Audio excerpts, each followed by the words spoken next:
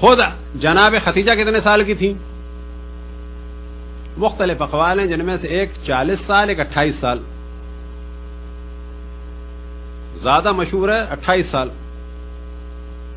40 سال والا جو قول ہے وہ جناب ختیجہ کی حیثیت کو ذرا سا کم کرنے کے لیے، لیکن اس کا بھی جواب ہے کہ اچھی بیوی کی علامت کیا ہے؟ دنیاوی اعتبار سے یا دینی اعتبار سے کچھ بھی ہو سکتی ہے۔ یا ہم چانس دیں دینداروں کو، یا چانس دیں دنیا داروں کو، تم بھی بتاؤ، تم بھی بتاؤ۔ اگر اچھی بیوی کی علامت ہے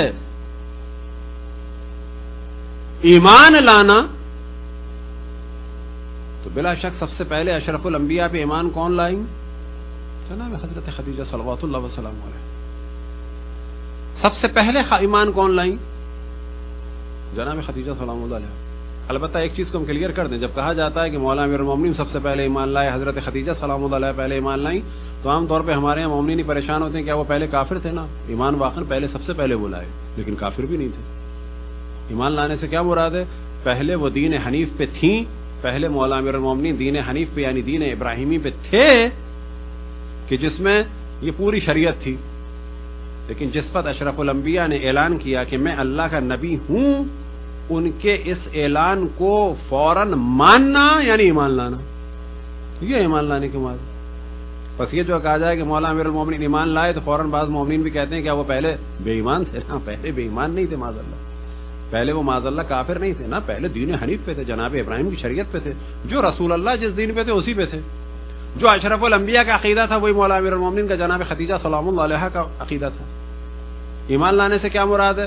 آپ کو اللہ کی جانب سے حکم ہوا، پہلے حکم کیا تھا؟ اخلاق کے ذریعے سے، عمل کے ذریعے سے، عبادات کے ذریعے سے پیغام۔ اب یہ حکم ہوا کہ واضح کہو کہ میں اللہ کا نبی ہوں، اور ذمہ داری ہے لوگوں کی کہ وہ اقرار کریں کہ ہاں ہم نے مانا۔ اس چیز کا نام تھا ایمان لانا۔ تو ایمان لانے والے بعض کافر، مشرک، بت پرست تھے، وہ کافر تھے، اور بعض ایمان لانے والے کون تھے؟ مومن تھے، جیسے جناب حلیمہ سعدیہ۔ یہی سوال ان کے بارے میں ہوتا ہے، وہ دین حنیف پہ تھی، مکے کی تھیں۔ یہی حال حضرت ابو طالب کا تھا، یہی حال مولا امیر المومنین کا تھا، یہی کیفیت جناب خدیجہ سلام اللہ علیہ کی تھی۔ تو سب سے پہلے کس نے تصدیق کی؟ مولا رسول اللہ صلی اللہ علیہ وسلم کی جناب خدیجہ نے۔ اگر ایمان معیار ہے تو جناب خدیجہ، دوسرے کا کیوں مقایسہ کیا جاتا ہے؟ اگر پہلی بیوی ہونا فضیلت ہے، اور خواتین کے لیے تو واقعا یہ فضیلت ہے، تو کون ہے؟ جناب خدیجہ۔ اب یہاں پر اگر آپ دیکھیں تو ایک گیم کیا جاتا ہے جو بظاہر ہمیں لگتا ہے کہ نیگیٹو ہے، اور ہے نیگیٹو، لیکن وہ پازیٹو ہو جاتا ہے۔ وہ کیا ہے؟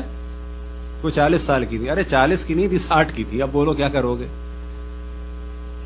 وہ محترمہ کہتی تم وہ بوڑھی عورت کو یاد کرتے ہو اس کے دانت نہیں تھے؟ مشہور ہے، حضرت عائشہ فرماتی تھی کہ اللہ نے آپ کو اتنی اچھی دے دی ہے بیوی، آپ اس بوڑھی عورت کو یاد کر کے روتے ہیں۔ ارے یہ تو اور زیادہ فضیلت ہو گئی ایک خاتون کی، کہ واقعا اگر وہ اچھی نہیں تھی، دانت بھی نہیں تھے، بوڑھی تھی معاذ اللہ، جیسی کہ ان کی شخصیت کو خراب کیا جاتا ہے، تو اس کے معنی ہے کتنی فضیلت تھی اس خاتون کی، کتنی فضیلت تھی۔ اب اگر ان کو 40 سال کا کہا جائے تو در حقیقت حضرت خدیجہ کی حیثیت کو گرایا نہیں جا رہا، دنیاوی اعتبار سے گرایا جا رہا ہے، لیکن ان کی حیثیت بڑھ جاتی ہے کہ اس 40 سال کی خاتون میں کتنی خصوصیات تھیں کہ اشرف الانبیاء نے ان کی ساتھ جب زندگی 25 سال گزاری تو کسی سے بھی شادی نہیں کی، کسی سے بھی شادی نہیں کی۔ اس سے بڑھ کے کیا فضیلت ہوگی؟ تو یا 28 سال یا 25 سال۔ اب کیونکہ دوسروں کا پروپیگنڈا یاد رکھیں، جو اس زمانے میں علم الحدیث والے اور یہ مورخین کرتے تھے، وہ وہی تھا سوشل میڈیا کا اور آج کل کے میڈیا کا پرابلم، لوگوں کے ذہن کو خراب کرنا۔ ہمارے ذہن میں بھی بعض کے مومنین کیا آتا ہے؟ بوڑھی خاتون، جبکہ جناب خدیجہ کی ایک فضیلت، دو چیزیں سمجھ میں آتی ہیں لوگوں کو، ایک یہ کہ بوڑھی تھی، ایک یہ کہ پیسے والی تھی۔ ہاں پیسے والی ختم تھی، یعنی ذہن ایسا بنا دیا ہے میڈیا نے، جبکہ وہ نہیں تھی، لیکن جو دوسری صفات ہیں اس میں ان کو وہ کر دیا۔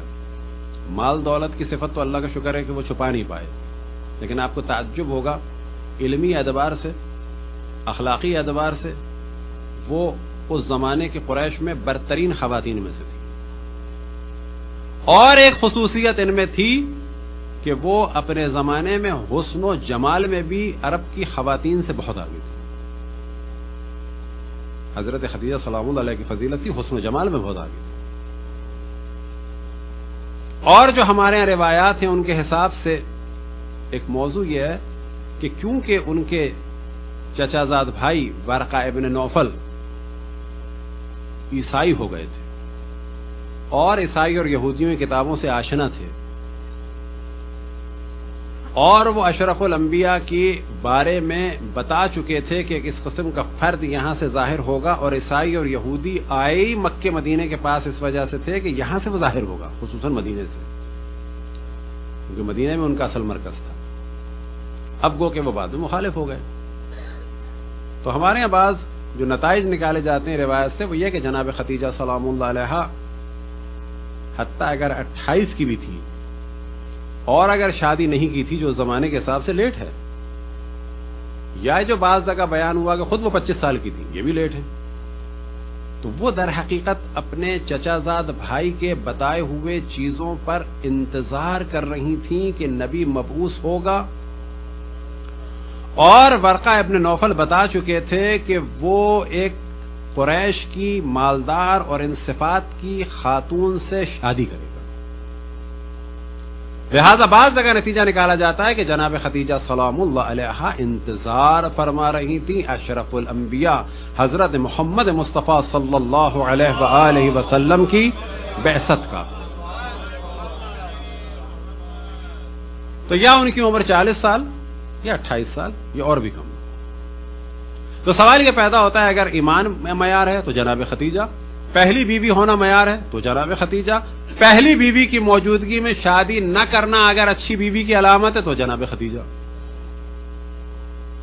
اگر مال کو لٹا دینا علامت ہے تو جناب خدیجہ، اور اگر بچہ ہونا بیوی اچھی بیوی کی علامت ہے تو جناب خدیجہ، اور کیسا بچہ ہونا کہ جس کے ذریعے سے اشرف الانبیاء پہ سے تہمت ختم ہوئی کہ جس کے ذریعے سے کوثر نصیب ہوئی اشرف الانبیاء کو، یعنی خیر کثیر۔ اب ایک ہلکا سا اشارہ کرتے چلیں کہ اشرف الانبیاء کے لیے رحمت للعالمین کے لیے، تمام عالمین کی رحمت کے لیے جناب سیدہ سلام اللہ علیہا خیر کثیر ہے۔ وہ خیر کثیر کس سے ملا؟ جناب حضرت خدیجہ سلام اللہ علیہ سے۔ کس نے قربانیاں دی، اپنا مال لٹایا؟ اگر یہ معیار ہے بیوی کا تو کیا ہے؟ مال لٹانے والی وہ، قربانی کرنے والی وہ۔ اگر مال معیار ہے خود تو ساری بیویوں میں مالدار کون تھی؟ جناب خدیجہ۔ پڑھائی لکھائی معیار ہے تو زیادہ باشعور کون تھی؟ جناب خدیجہ۔ اگر خود اشرف الانبیاء کا حسب اور نسب معیار ہے تو جس شجرے سے اشرف الانبیاء تھے اسی شجرے سے جناب خدیجہ تھی۔ 3 یا 4 نسلوں کا فاصلہ تو اوپر جا کے ایک تھے، جناب ہاشم کی بھائی کی نسل سے ایک نسل تھی۔ معیار کیا ہے بالآخر اچھی بیوی کا؟ برحمتك يا أرحم الراحمين وصلى الله على محمد وآله الطاهرين